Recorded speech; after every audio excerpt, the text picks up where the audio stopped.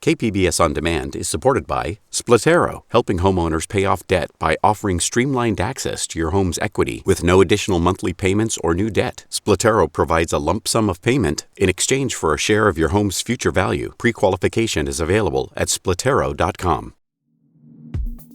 Get ready for another lockdown. Governor Gavin Newsom announced new rules yesterday that will lead to another round of business closures and other measures meant to stop the spread of COVID-19. The restrictions aren't in place just yet, but they're very likely coming very soon. The trigger for the stay-at-home order to take effect here in San Diego County is the percentage of available ICU beds in the Southern California region. Once the intensive care unit bed availability dips to 15% or lower, that is when the new rules will take effect. Officials say ICU availability for our region could dip below that 15% marker as soon as later today. Governor Newsom says the new restrictions would last at least 21 days. When the region is placed in the stay-at-home category, the bars, wineries, personal services, hair salons, and the like will be temporarily closed for that 3-week period. Restaurants would be limited to takeout and delivery only, and we residents would be told to stay at home as much as possible and not gather with anyone outside of our own households. The state will lift the new restrictions if, after 3 weeks, ICU projections look better. And the latest local COVID numbers.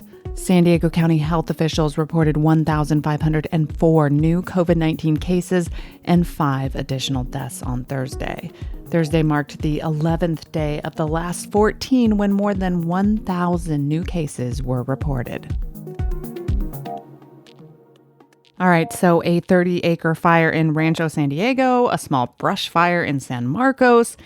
It's December, but San Diego is still in a red flag warning until at least the end of today. Strong Santa Ana winds are fanning the flames and have caused SDG&E to implement power safety shutoffs, impacting more than 50,000 San Diegans. CAL FIRE's Thomas Schutz says it's not just strong winds that are a major concern right now. When the air is really dry, we have those low relative humidities, and it's been extremely low. We could, everybody could feel it on their skin. It's the relative humidity's been in the single digits and teens throughout the county. That's incredibly dry. Forecasters are predicting moderate Santa Ana winds next Monday and Tuesday as well, which could bring yet another red flag warning, more fires, and more power shutoffs. It's Friday, December 3rd. From KPBS, I'm Kinsey Moreland in This Week for Annika Colbert, and you are listening to San Diego News Matters, a daily podcast powered by everyone in our newsroom. Stay with me for more of the local news you need.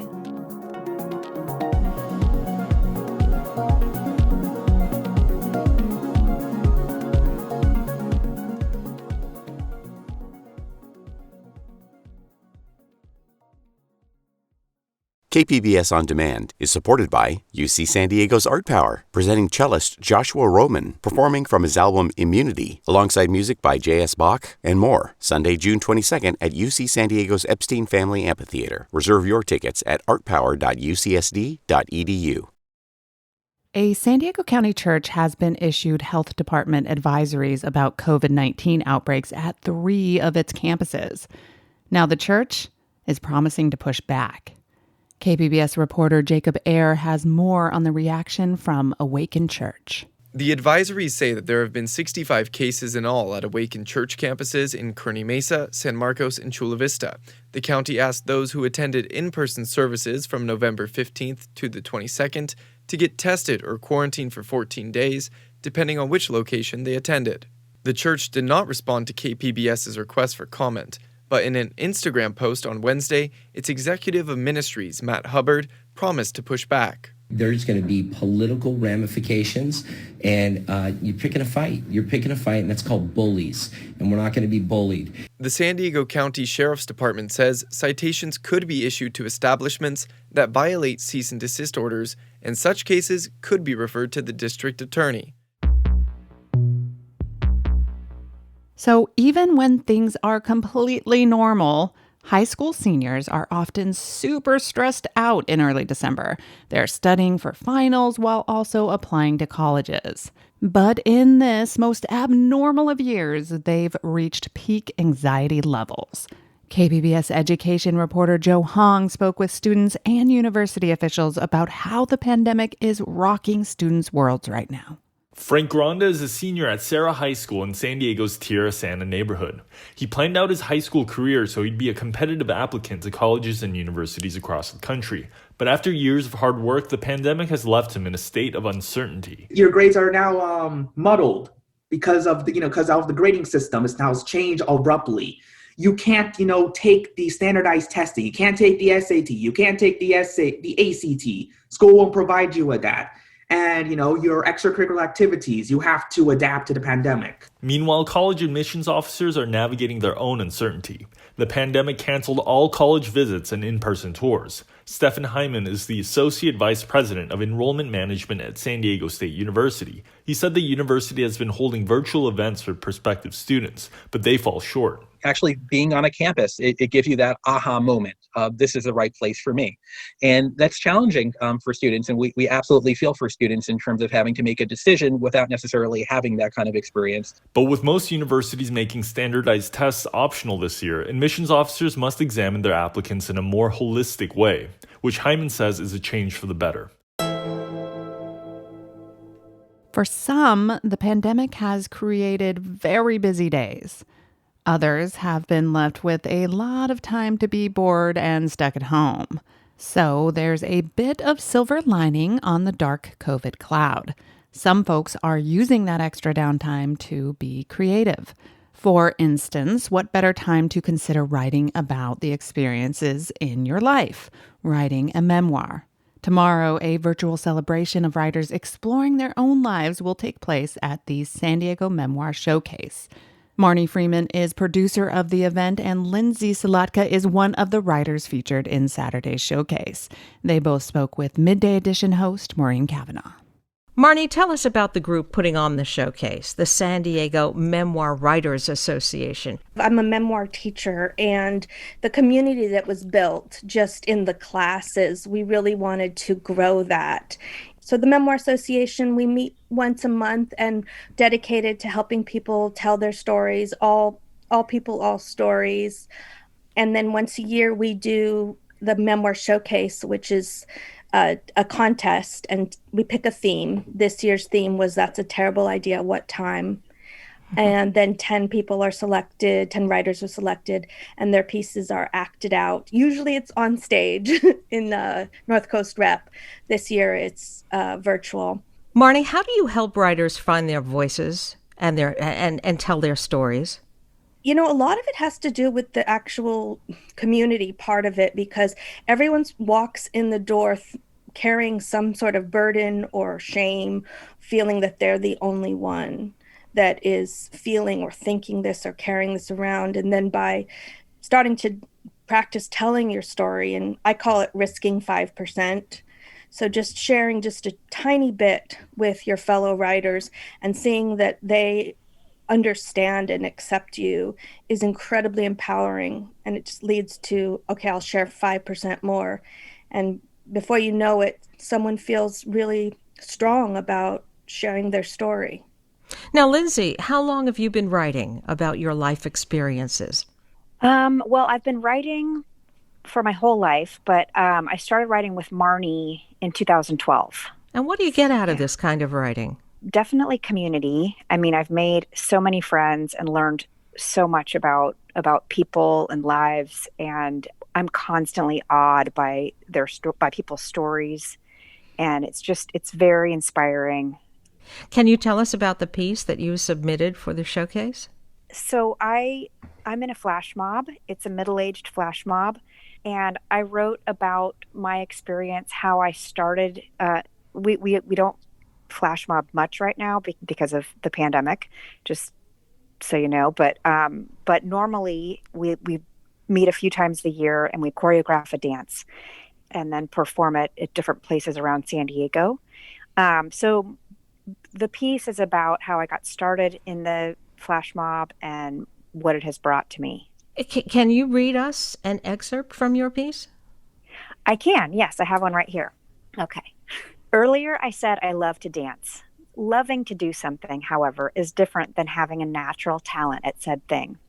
When I say I trained for the flash mob, I mean I dedicated tens of hours to getting it right. I was not going to be the tall white gal with zero groove. I already borderline did not belong. I was not going to stand out even more for sucking. Marnie, tell us about the range of pieces that were selected to be performed on Saturday. So I'll give you some of the titles to give you a sense. One is called Lunch with My Husband's Lover. Another one is called My Day with a Homeless Criminal. Another is called Taking My Blonde Daughter to a Black Lives Matter Rally. So they really range at all life experiences, and some speak to pandemic experiences. Some speak to having lost a child, and some are just lighthearted. How did I get through a crazy jungle, make it to the other side with howler monkeys chasing me kind of thing. Well, great. It's been terrific talking to you both. I've been speaking with Marnie Freeman, producer of the San Diego Memoir Showcase, and Lindsay Salatka, one of the writers that's featured in the showcase coming up on Saturday. Marnie and Lindsay, thank you. Thank you so much. Thank you. And that showcase will take place at 7 p.m. Saturday on the San Diego Writers Festival Facebook page.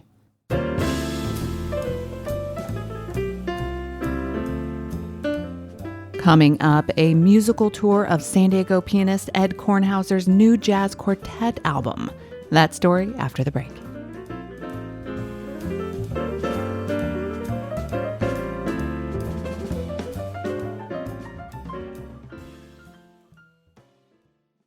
KPBS On Demand is supported by Latino Legacy Foundation, presenting their Storyteller series, Reach for the Stars with Ellen Ochoa, the first Latina astronaut. Welcome Serenade by the all-female mariachi Amapolas, Sunday, June 29th. More at latinolegacyfoundation.org.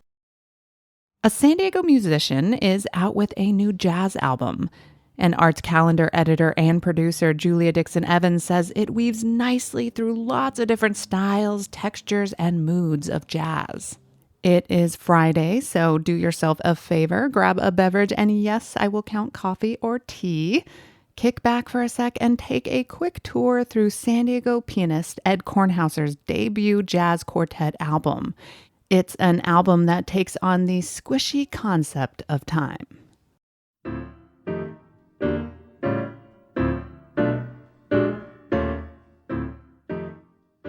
The days are long, but the years are short is a common mantra of parents attributed to writer Gretchen Rubin. 33-year-old pianist Ed Kornhauser has been envisioning and putting off writing The Short Years, his debut jazz quartet album, for some long years. But once he finally got started with the recording process, the days moved quickly. Time is the magic, not the enemy of The Short Years, though, released November 8th.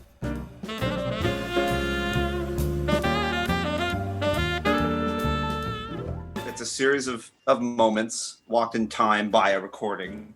And, you know, the title refers to me anyway, it speaks to how it might be tough right now in the moment and things might seem to be dragging on, but, you know, still things will pass quickly and we need to appreciate what we can in the moment.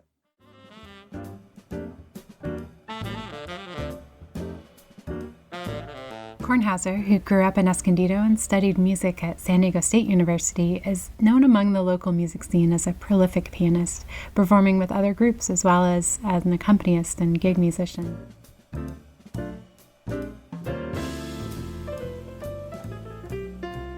I met the saxophone player on this record, Dylan Hermanson, and I really liked the sound, and we did a gig where we played some of my songs, and I'm like, that's it. That's the other voice I want. This is the extra ingredient. I already know the drummer and the bass player I want.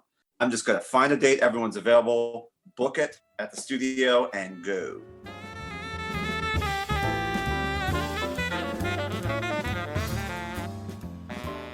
Finding a sax player didn't just trigger the act of recording the album, it shaped the project. I've spent my years in San Diego in large part as an accompanist, And it's made me really appreciate, a good like ensemble sound.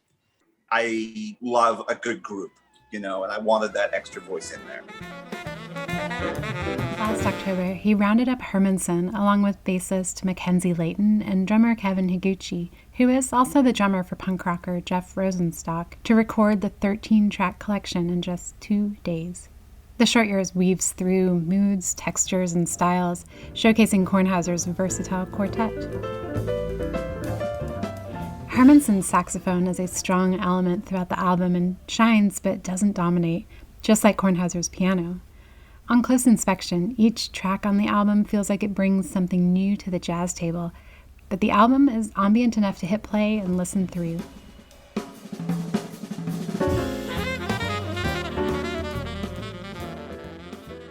The opening tune, The Shuffler, has a classic swing standard feel to it. The track manages to showcase the tight compositions and ensemble unity before an early, skillful piano solo. Then, an instant switch to Hermanson on saxophone for a solid solo, plus a few breaks to show off Layton's bass and Higuchi's drums before settling back into the track's refrain for the final minute.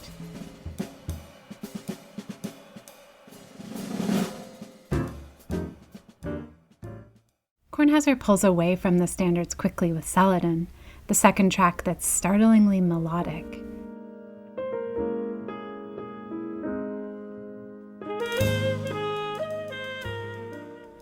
It's a lovely tune with twinkling piano and a romantic edge saxophone melody, and Kornhauser said the track was inspired by San Diego pianist Danny Green.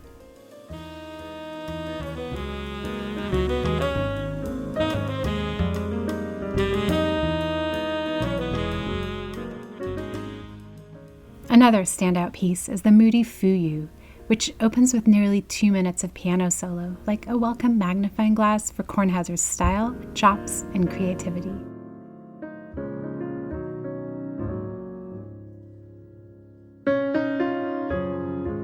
Within a few more minutes, the tune is solidly in a highly technical, whirling saxophone solo, sharp-edged but maintaining the track's slowed-down darkness.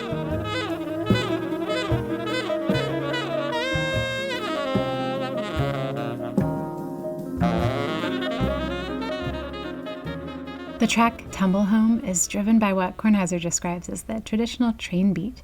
It's a fun, wandering track, packed with melody and steady drums and hues of gospel and Americana.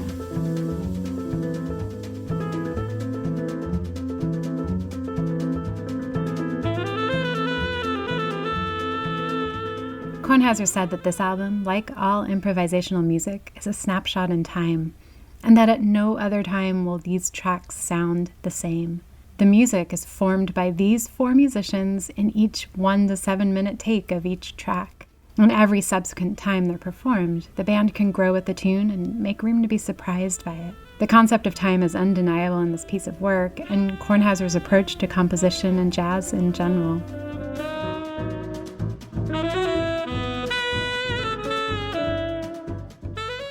The old saying is we only have the moment.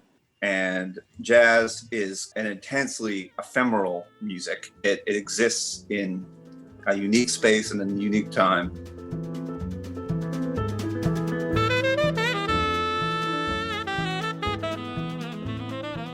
And that's the show. Thanks so much for listening. Have a great and COVID-safe weekend.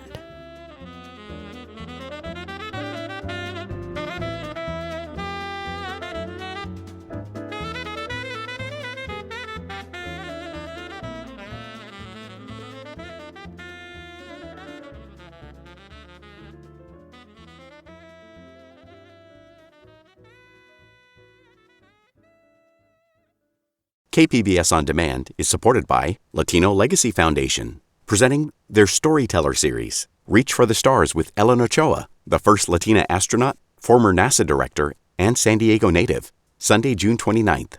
More at latinolegacyfoundation.org.